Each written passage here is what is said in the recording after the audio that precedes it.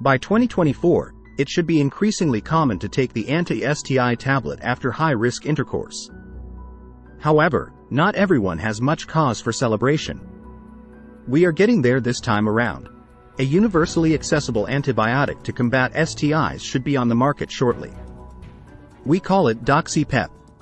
It functions similarly to the morning-after pill and should be taken as soon as possible after unprotected intercourse, ideally within 72 hours. However, its main concern is syphilis and chlamydia, not pregnancy. Vox notes that we first learned about it in 2015. The medication was then tested on around 30 human guinea pigs, but the very encouraging outcomes on such a tiny sample were sufficient to create a stir. Some patients started getting doxyPEP without even waiting for more testing to be completed, and without a practitioner's clearance or supervision. Word of mouth also seems to have been effective. Get free daily email access to slate.fr to ensure you never miss an item. Now subscribe, however. A drug's positive reputation is insufficient to get it on the market.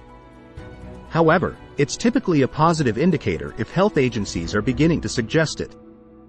This was the case with the one in San Francisco, which suggested that he assist transgender and cisgender men and women in the battle against syphilis as early as October 2022.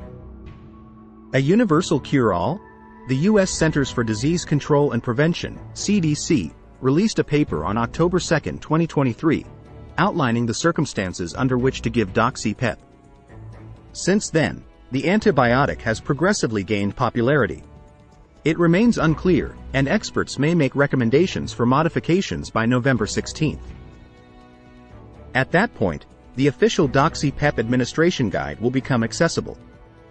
Therefore, 2024 ought to be the year when the anti-yeast pill of the next day becomes widely prescribed, at least for trans women and gay men who have engaged in homosexual activity.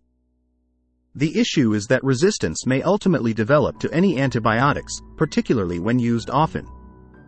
The bacterium that causes illness have the ability to change and ultimately become more harmful when exposed to certain chemicals. The scientific community is unsure about which side to dance on. Therefore, wouldn't it be preferable to severely restrict access to doxyPEP? This medication's lack of equal effectiveness for all demographic groups is another issue.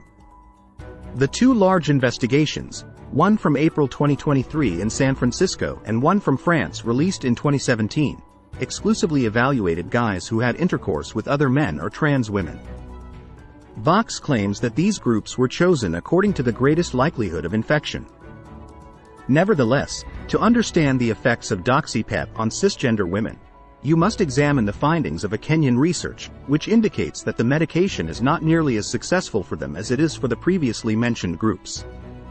However, experts contend that treating the most vulnerable groups properly already stops the spread of STIs, safeguarding some women of opposite sexes inadvertently. It is our right to locate this light.